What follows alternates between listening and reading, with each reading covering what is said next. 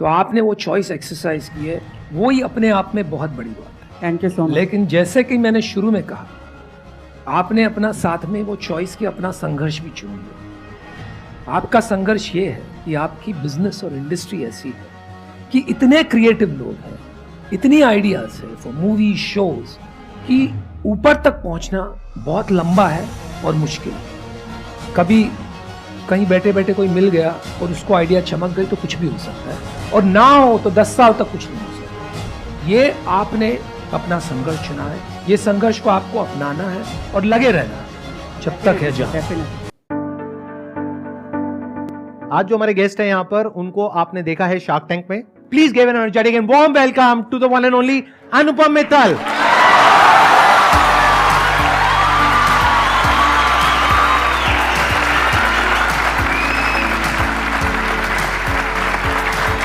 आइए। संदीप भाई, ऐसा नहीं हो सकता है कि मैं रोज सुबह जब बिस्तर से निकलूं तो ऐसा मेरा स्वागत हो। बिल्कुल हो सकता है सर, आपका घर का एड्रेस दे देते हैं, इन सबको ये सारे पहुंच जाएंगे। इससे पहले कि ऑडियंस आपसे कुछ क्वेश्चंस पूछे, मेरे माइंड में एक क्वेश्चन है जो मेरे से पूछा जाता है यहाँ पर सेशन अच्छा में। जी। वो क्या है कि हम बिजनेस तो करना चाहते हैं, अपना कुछ करना चाहते हैं, लेकिन अंदर डर लगता है। ये बहुत अच्छा सवाल है, बिकॉज फियर जो चीज़ होती है, कई बार हमें ऐसा लगता है कि मुझ में कोई खामी है इसलिए मुझे डर लगता है। बाकी लोगों को देखो क्या क्या बना लिया, मैं क्यों नहीं कर पाता हूँ, कर पाती हूँ, मुझ में ही कोई कमी है। But that is not true. You are programmed, nature ने आपको बायोलॉजिकली बनाया है that you will fear the unknown. डर किस बात का है ये बताइए मुझे। फेलियर का डर है, आपको डर है अननोन का, अनसर्टेनिटी का। आपको ये पता नहीं आगे जाके क्या होगा, और नेचर ने इस तरह से आपको बनाया है और मुझे भी बनाया है। Why has nature made you like that? क्योंकि अगर आप में डर नहीं होता तो आप कुएं में कूद जाते, humanity would not be left. तो आप बायोलॉजिकली प्रोग्राम्ड हैं कि कोई भी अनसर्टेन चीज हो तो उससे आप डरोगे। That is the fear. तो जो लोग कर लेते हैं, ऐसा नहीं है कि उसमें डर नहीं है, उनमें भी डर है, लेकिन डर के बावजूद वो आगे बढ़ते हैं। तो डर के आगे क्या है? नहीं, डर के आगे और डर है। आपको ये देखना है कि ये नहीं सोचना है कि डर को मैं कैसे अलग कर दूं अपने से। यू हैव टू थिंक कि मैं डर को अपना कैसे लूं। और मैं आपको एक तरीका समझाता हूं, हाउ टू गेट स्टार्टेड। जैसे आपको डर लग रहा है, आपको कुछ शुरू करना है। एक एग्जाम्पल लेते हैं which will put fear in anyone. अगर आप ये सोचे कि आपको रॉकेट बनानी है जो अंतरिक्ष में चली जाए, तो डर के मारे आप एक कदम नहीं ले पाओगे। सच अ बिग अंडरटेकिंग। दुनिया में बहुत कम लोगों ने किया है, और जिसने भी किया है बहुत सारे पैसे इकट्ठे करके किया है। How do you get started? If you start thinking about all these things, आप कभी एक कदम भी नहीं ले पाओगे। लेकिन आप सिर्फ इतना सोचो कि मुझे रॉकेट लॉन्च करने के लिए I need to know the fundamentals of physics. तो आप सिर्फ एक हफ्ते के बारे में सोचो। एक हफ्ते में, और बाकी सब भूल जाओ, एक हफ्ते में मुझे फंडामेंटल्स ऑफ फिजिक्स सीखना है। You take that first step. उसके बाद आप ये डिटर्मिन करो कि in the next month I want to understand the basics of a rocket. तो once you break down the steps, तो वो आपके माइंड को अनसर्टन कम लगता है। आपका जो बायोलॉजिकली इंस्टिंक्ट है कि इसको मत करो, वो चेंज हो जाता है, because the mind no longer is thinking it is uncertain and it is fearful. हाँ, इसको तो मैं समझ सकता हूँ, एक हफ्ते का काम है, कर लूंगा। ऐसे ऐसे करके जब आप एक एक स्टेप लेते हैं ना, suddenly you will find your 10-20% of the way there, and then the mind starts accepting that uncertainty. तो I think that is the key. Doing is the new thinking. तो आप कीजिए, कदम लीजिए। That's how you conquer fear. मैं अपनी भी journey को देखता हूं तो मैं इससे रिलेट कर पा रहा हूं। हाँ जी। आई एम श्योर जो भी लोग जिन्होंने भी एक ग्राउंड लेवल से या बहुत छोटे लेवल से कुछ भी बड़ा बिल्ड किया है, उन्होंने कुछ ऐसा ही किया होगा। जैसे जब मैंने शुरू किया तो I started as a model.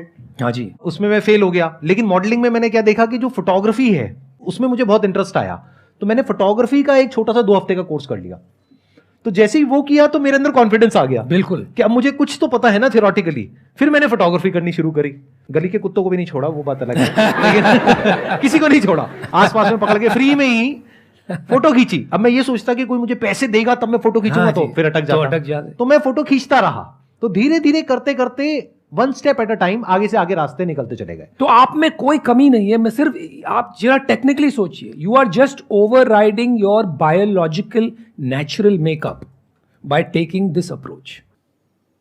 हम क्या करते हैं जिंदगी में, हम ये सोचते हैं कि मेरा जीवन संघर्ष है, और अगर ये एक काम हो जाए, ये नौकरी मिल जाए, ये छोकरी मिल जाए, हाँ, ये बिजनेस स्टार्ट कर लूं तो जिंदगी कमाल है। I hate to disappoint you, but जीवन हमेशा ही संघर्ष है।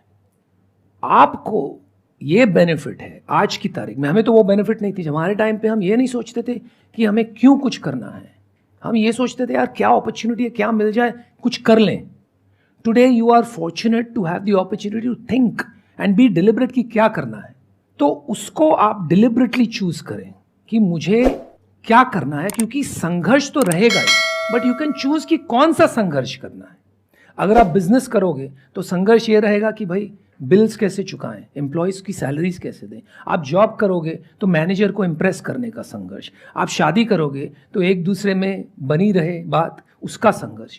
संघर्ष रहेगा, लेकिन अगर आप संघर्ष को अपना लो तो वो थोड़ा जॉयफुल बन जाता है, तो वो थोड़ा ईजी हो जाता है, right. And you get to choose your struggle, that is the power of life, not that you get to override struggle. If you look at a very small child, वो भी हर चीज में संघर्ष करता है।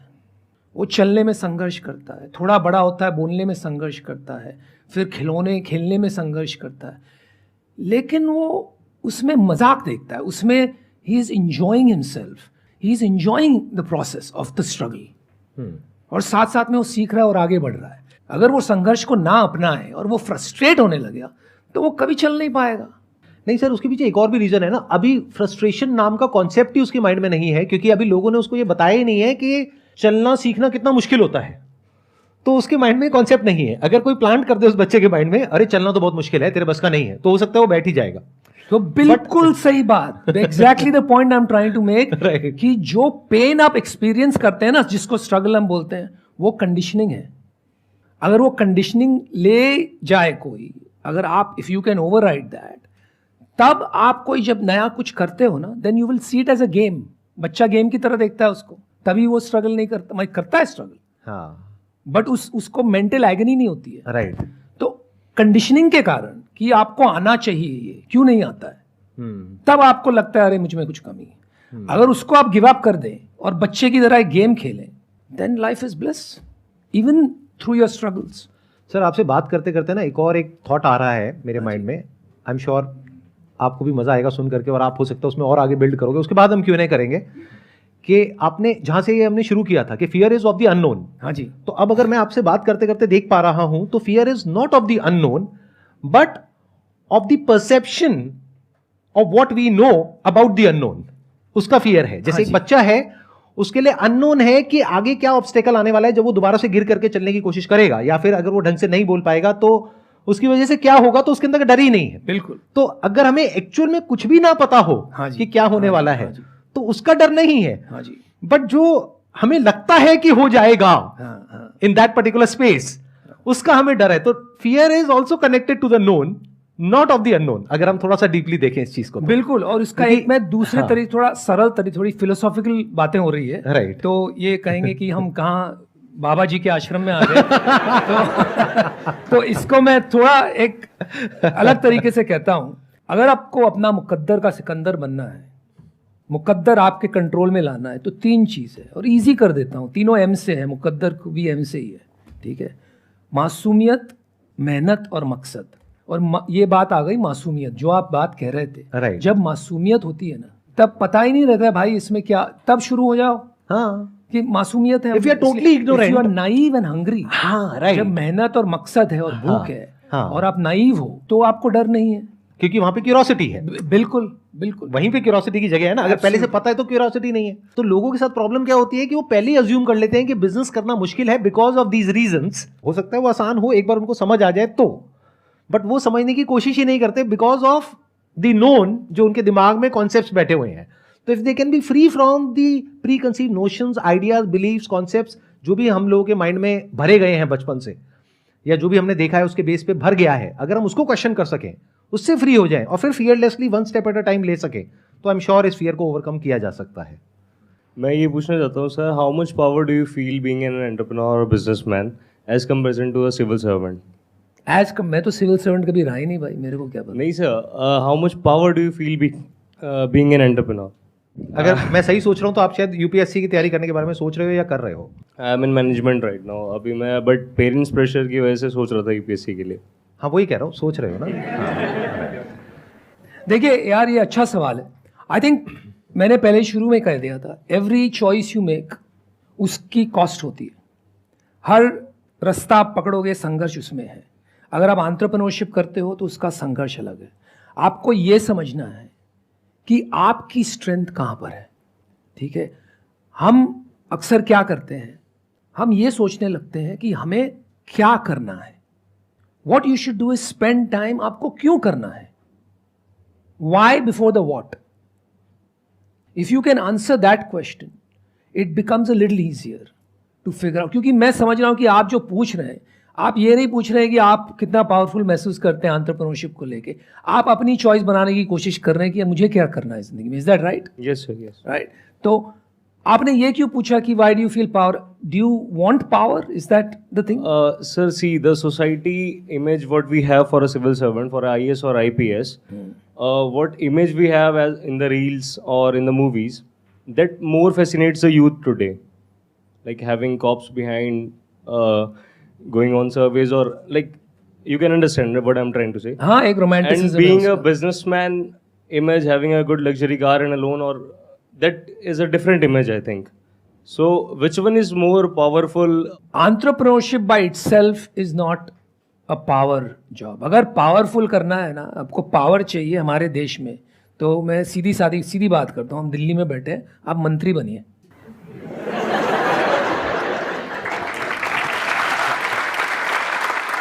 उसका प्रॉब्लम क्या है कि कोई एंट्रेंस नहीं है, नहीं तो ये वो भी बन जाते हैं। और उसकी कोचिंग इंडस्ट्री सबसे बड़ी होती है और उस एडटेक में आप भी पैसे लगा देते हैं। तो पावर तो हमारे देश में वहां ही है। But having said that, entrepreneurship can give you the ability to impact millions of lives and create a new future. If you don't like the future, create it, right? Entrepreneurship can give you that ability. जैसे आज अव्वल number में दुनिया का entrepreneur माना जाता है Elon Musk. 4, 5, 7, 8 कितनी कंपनी साथ में चलाते हैं पता नहीं, but he sending people to Mars and so on. तो आप सोचिए क्या लेवल का इम्पैक्ट वो बना रहे हैं फॉर ह्यूमैनिटी। लेकिन वो लेवल पे पहुंचने के लिए बहुत पापड़ मिलने पड़ेंगे यार। अगर आप क्रिएटिव पावर की बात करोगे तो आई एम नॉट श्योर कि if you are there in a particular hierarchy जहां पर के पूरा पहले से प्री डिफाइंड है आपका जो रोल है कि ये आपको करना है और इसी को आपको एग्जीक्यूट करना है, तो you don't have the absolute power to create, you have relative power. क्योंकि ऊपर से जो आ रहा है उसी दायरे में आपको काम करना है। If you are a government servant, आप अपनी तरफ से जाकर के कुछ और नहीं क्रिएट कर सकते। जो ऊपर से इंस्ट्रक्शंस आ रहा है, जो प्रोटोकॉल है, जो एक फ्रेमवर्क है, उसके अंदर आपको काम करना है। बट अगर इलॉन मस्क की बात करी जाए तो एक एंटरप्रेन्योर के पास में क्रिएटिव पावर है कि वो कुछ भी क्रिएट एक्चुअल में कर सकता है और पूरा का पूरा एक स्ट्रक्चर बना सकता है, जिस स्ट्रक्चर के अंदर लोगों के पास में पावर होगी, but that's going to be relative power. तो अगर आप उस एंगल से देखो from the standpoint of creative power कि आप कुछ भी क्रिएट कर सकते हो, तो then entrepreneurship is the answer. But if you want power जिससे कि लोग डरें, क्योंकि उसी स्टैंड पॉइंट से आप पूछ रहे हो कि जब मैं चल रहा हूं आसपास में 4-5 पुलिस वाले हैं और हैं, क्यों चाहिए आपको 4-5 पुलिस वाले अपने साथ में? This is the image of high value man society has made in our country. तो आपको उसको क्वेश्चन करना होगा, सोसाइटी को क्वेश्चन करो, उस इमेज को क्वेश्चन करो, जो अपने थॉट्स हैं उसको क्वेश्चन करो, अपने आप से पूछो आपके लिए पावर का मतलब क्या है। कौन ज्यादा पावरफुल है अपने देश में, मोदी जी की Mukesh Ambani?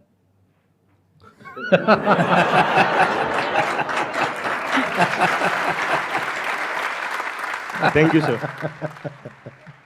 My question is कि आप बहुत बड़ा चेंज लेके आए मैच मेकिंग में, जैसा पहले होता था उसके कंपेरेटिवली, एंड बीइंग 99 बॉर्न मैंने वही स्टेज देखा है। तो आपके अकॉर्डिंग क्या कैरेक्टरिस्टिक्स हैं which we should look for in a partner? Oh wow. आप बैठिए, जवाब लंबा होगा। देखिए, मैं आपको शादी की एक प्रिंसिपल समझाता हूँ, पहले एक कॉन्सेप्ट समझाता हूँ। बहुत मिसअंडरस्टूड है। देखिए, वेस्ट में शादी कैसे होती है? It is not a when question. West में शादी is an if question. If you meet somebody and fall in love and chemistry happens and fireworks go off, one of you will go on your knees, propose और शादी हो जाएगी, if you fall in love, है ना? हमारे यहाँ क्या होता है, जब से आप पैदा होते हो पूरी कायनात लग जाती है आपकी शादी कराने में। आप जब तक 23, 24, 25 साल के हो तब तो मतलब ऐसा लगता है कि अगर नहीं की अगले 2-4 साल में तो मेरे में बहुत बड़ी कमी है। और यहाँ पर ट्रेडिशनली इसलिए हम अरेंज्ड मैरिज करते थे। अब क्या हो गया ना, arrange marriage is given way to planned marriage. Planned marriage क्या होता है कि आप और आपके पेरेंट्स डिसाइड करते हैं कि अभी वो एज आ गई है, अगले 1-2 साल में फाइंड अ लाइफ पार्टनर। आप बिना अपने पेरेंट्स की मर्जी के साथ नहीं करना चाहते हैं, they don't want to choose somebody you don't like, right? तो आप साथ में डिसाइड करते हैं, साथ में डिसीजन लेते हैं।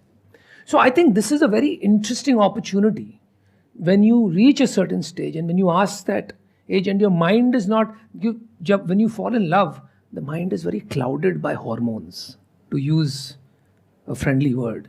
आपको ये नहीं समझ में आता है कि आपको प्यार तो हो गया है, but whether this person will be a good life partner or no, it's not very clear because your judgment is completely clouded. You make decision based on how you feel. ऐसा लगता है कि यार इसके साथ में रहते हैं तो कोई सारी वरी नहीं है, you know, it's basically just hormones. मैं उससे ज़्यादा नहीं कहूँगा, right? But in reality, the best life partner is your best friend. The most important thing in a marriage is friendship and respect. Not the kind of love we look at Bollywood films. और हम देखते हैं कि अरे 2 लोग मिल रहे हैं, गाना गा रहे हैं, साथ में एक दूसरे से मोहब्बत कर रहे हैं, इसी को प्यार कहते हैं। बट वो टाइप का प्यार लास्ट नहीं करता है जब तक फ्रेंडशिप और रिस्पेक्ट नहीं हो एक दूसरे के लिए। So I think that's what people should look for. But बहुत मुश्किल है, कहना आसान है। आपको क्या लगता है? आई एग्री, बिल्कुल मेरे को यही लगता है जो आप कह रहे हैं, because I am with my wife since I think when I was in 11th standard we are together, and I understand what you are saying, it makes complete sense. आप एक बात ध्यान में रखना, शादी उससे करो जिससे आप बातें बहुत सारी कर सकते हो। क्यों? क्योंकि शादी के 8-10 साल बाद आप सिर्फ बातें ही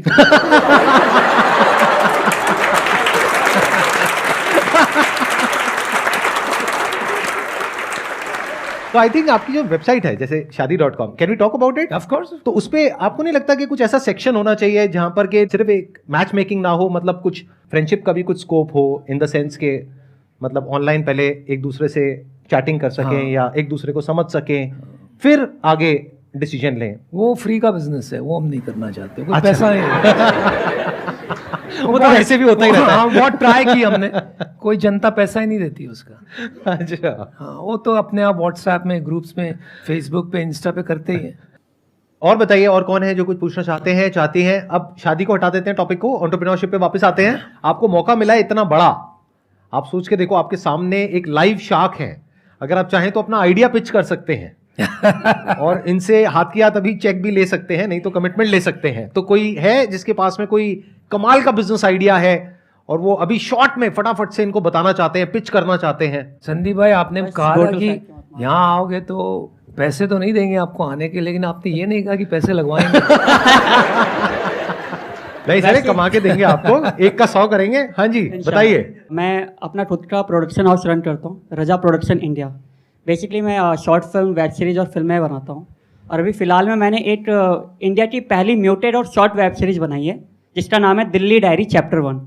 तो फ्रेंकली ये थोड़ा सा प्रमोशन हो गया मेरा। नहीं, एडिट हो जाता है ये सब। मेरे पे बहुत सारे आइडियाज़ है और मैंने बहुत जगह पे पिच किया, कुछ स्पॉन्सर्स मिले, कुछ फाइनेंसर्स मिले, बट कुछ जगह पे नहीं मिल पा रहे हैं, कुछ ऐसे आइडियाज़ है जिसको कोई पिच नहीं करना चाहता। जैसे मैं कुछ आइडिया है जो कुछ काला सच है जो मैं लोगों को दिखाना चाहता हूँ, बट मैं थिएटर पे नहीं दिखा सकता बिकॉज ऑफ सेंसर बोर्ड, वो कट कर देते हैं। OTT इज द प्लेटफॉर्म जहाँ पे मैं वो चीज़ें डाल सकता हूँ। सही है। तो मुझे उसके लिए कुछ फाइनेंसर्स चाहिए, मुझे मेरे पास कुछ अच्छे आइडियाज़ है। अगर आपको आइडिया अच्छा लगे तो आप कर सकते हो सर फाइनेंस। और भी कई आइडियाज़ है सर। मैं यार राइटर हूँ। मैंने पिक्चरें बनाई है, टीवी शो बनाए हैं, म्यूजिक एल्बम्स प्रोड्यूस किए हैं, Great. हर बार मैंने पैसे लुटाए हैं। सर एक बार और भाई एक बार और में तो नंगे हो जाएंगे। लेकिन मैं आपको एक बात कहता हूँ, इसमें एक बहुत बड़ी इंटरेस्टिंग सीख है। ये देखिए, आपने जो चुना है, जो रास्ता चुना है, अभी मुझे ये नहीं पता कहाँ पहुँचेगा। आपकी उम्र क्या है? Sir I am 27। 27। तो आपने ये चॉइस किया है, you are already in the top 10% of the people in the world. Right sir. पूछिए क्यों? Why sir? राइट बोल दिया बिना पूछे क्यों? नहीं, आई नो, मैंने एक्चुअली सही डिसीजन इसलिए क्योंकि you got to choose what you want to do, really right? 90% of the people in the world don't get to choose what they want to do. तो आपने वो चॉइस एक्सरसाइज की है, वो ही अपने आप में बहुत बड़ी बात है। Thank you so much. लेकिन जैसे कि मैंने शुरू में कहा, आपने अपना साथ में वो चॉइस की अपना संघर्ष भी चुन लिया।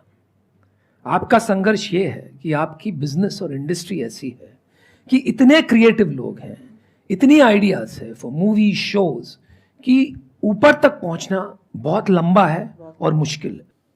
कभी कहीं बैठे बैठे कोई मिल गया और उसको आइडिया चमक गई तो कुछ भी हो सकता है, और ना हो तो 10 साल तक कुछ नहीं हो सकता है।